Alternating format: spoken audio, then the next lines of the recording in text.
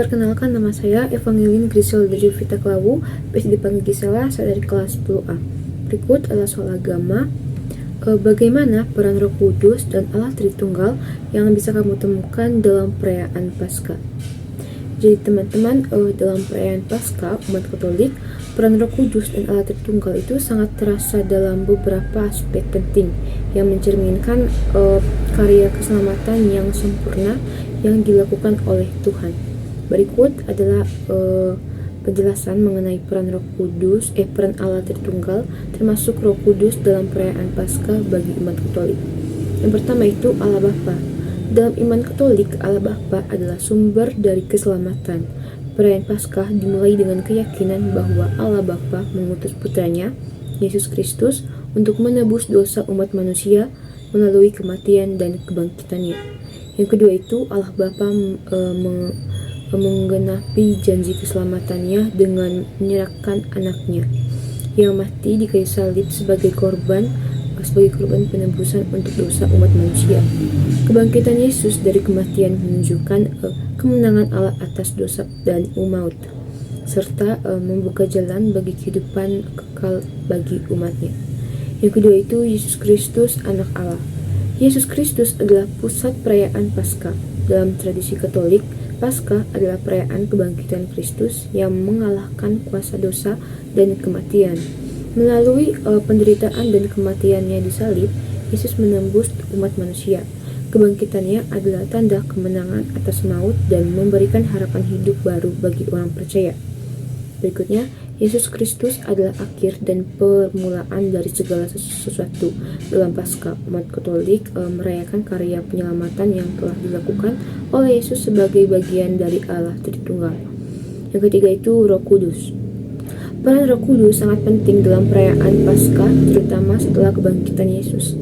Dalam kitab suci, Yesus berjanji untuk mengutus Roh Kudus setelah kebangkitannya yang tercatat dalam Injil Yohanes.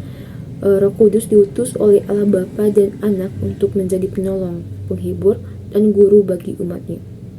Roh Kudus bekerja dalam hati umat Katolik untuk memperkenalkan Kristus secara lebih dalam. Setelah kebangkitan Yesus, Roh Kudus memberikan kuasa untuk memberikan Injil dan memperbarui hidup umat melalui sakramen-sakramen, khususnya sakramen pembaptisan dan penguatan atau karisma.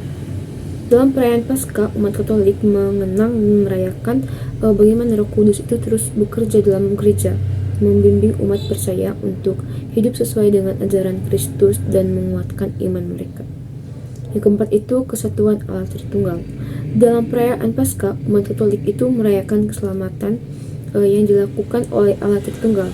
Paskah adalah penggenapan rencana keselamatan yang dimulai oleh Allah Bapa dan mengutus anaknya, Yesus Kristus, yang melalui kematian dan kebangkitannya membawa keselamatan kepada umat manusia. Roh Kudus kemudian bekerja dalam hidup umat percaya untuk membimbing mereka agar hidup sesuai dengan Kristus.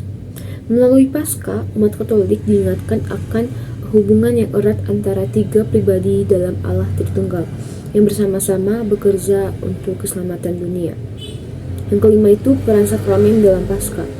Dalam perayaan Paskah, umat Katolik juga merayakan sakramen-sakramen yang membawa mereka untuk berpartisipasi dalam misteri kematian dan kebangkitan Kristus.